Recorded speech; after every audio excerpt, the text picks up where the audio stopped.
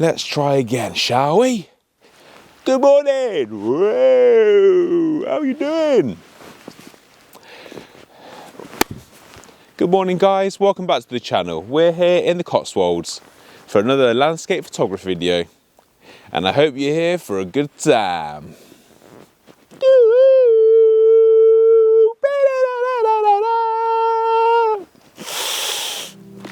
Let's start again.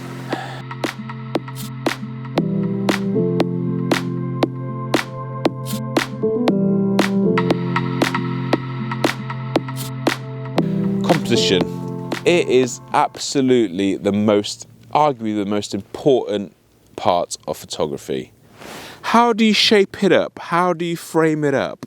What's in frame? What's out of frame? Now, those are the key questions you need to be asking yourself. And in my opinion, composition is most definitely the most important part of photography and landscape photography, I'd say. So, what do I mean by composition? Well, it's basically how you compose the frame. And there's many parts to this. There's many rules and guidelines of how to take a good photo. I mean, this photo here, for instance, is a perfect example of that. You've got these leading lines that lead you to infinity at the top of that path. So if I was to take a photo of this path, which I'll do on my phone so you can see, then you'll see what I mean. So I'll just stick that on the screen now. But what I'm basically saying to you is leading lines are a rule for composition. And there are many of them. Leading lines, rule of 2/3, rule of 3/3, rule of thirds.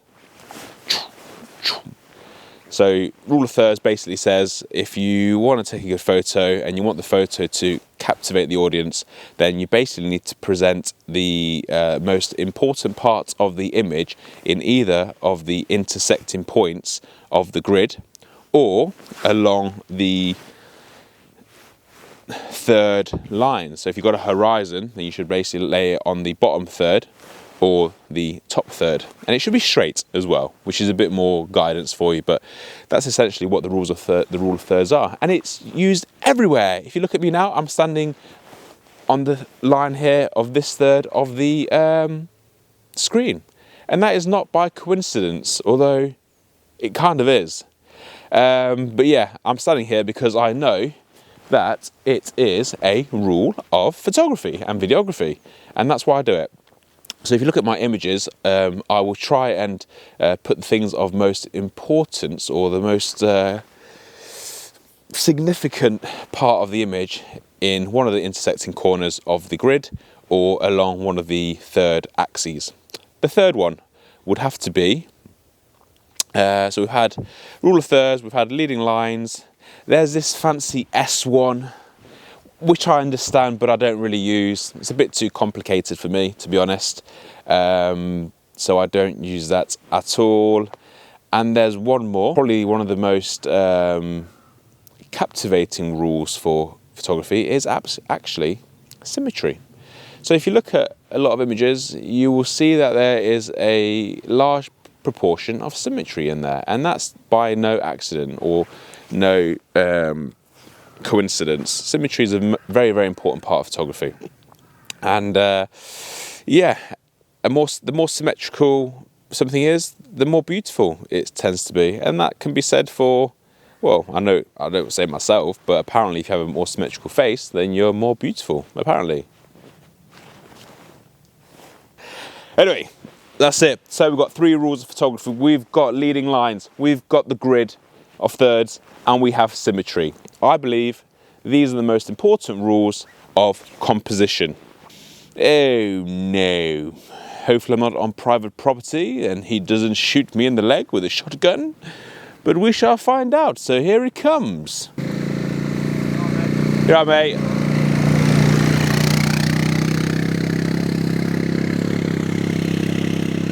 No shotgun in the back of the old quad bike. We are good to go.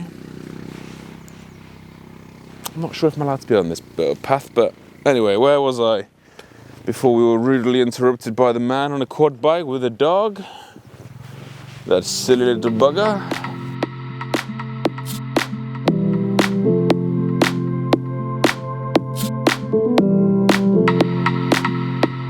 photography can be accessible to anybody, and I really do believe that. And I think it's important that we do encourage people to get into photography, whether it's landscape photography, portrait photography, whatever it may be. And that's simply because of this crazy thing called AI, which is going to be quite disruptive, in my opinion, in the photography space. But you know, you can't fight these things. When the technology gets rolling, it gets rolling without getting stopped. And this thing they call AI, artificial intelligence, or whatever you want to call it, is going to be really, really disruptive in the photography space. I mean, you can already get images created by ChatGPT or AI just by typing in what you require from that image. So scary, yeah, but I think there is going to be a massive, not demand, that's the wrong word, but there's going to be a lot of value in being able to get out into places like this that I'm here today in the Cotswolds, and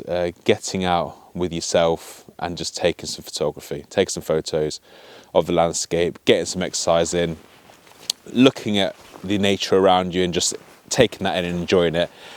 And I don't think that's replaceable by any kind of technology. So yeah, it's going to become a very technological world in the next 10-20 years, but my hope is that photography will be long lasting, let's put it that way. So thanks for joining me today. I hope you enjoyed the video. I know I've been rambling on and just basically just chatting bollocks the whole time, which I'm not sorry for, actually, to be honest. But I hope you've enjoyed it. I hope you got some value out of it.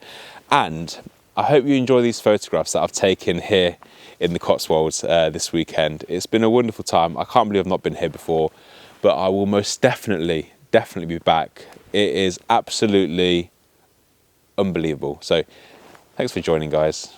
And until the next one, you know what to do.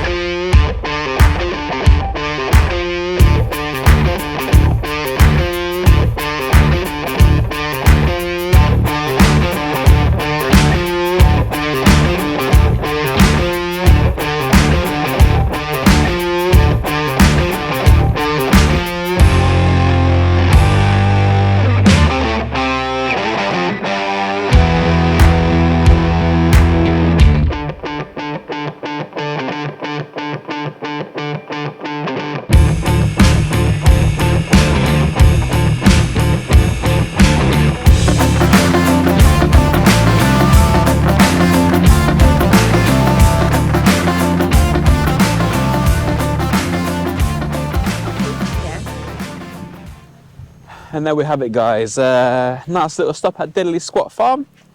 Sadly, we didn't see Jeremy Clarkson. How do you feel about that, Soph? Gutted. Absolutely gutted.